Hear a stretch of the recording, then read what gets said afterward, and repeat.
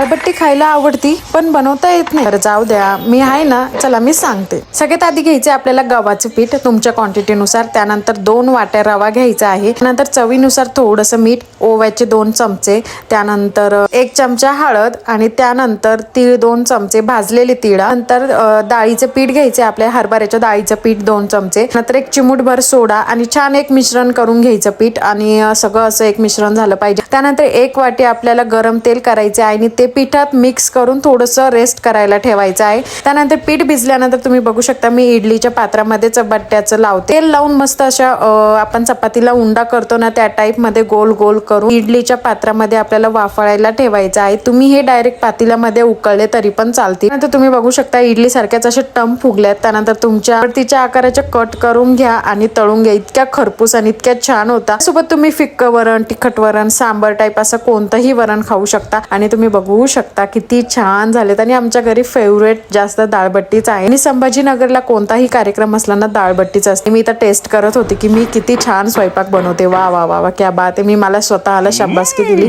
कारण की इतक्या छान बट्ट्या झाल्या होत्या आणि तिळाने खूप छान अजून खरपूस लागत होत्या। त्यानंतर मस्त असं सांबर केलं आणि जेवणाचा मस्त असा आस्वाद घेतला। तुम्हाला जर का हा व्हिडिओ आवडला असेल तर नक्कीच सेव्ह करा, म्हणजे तुम्हाला करायच्या टायमाला हेल्प होईल। Bye bye.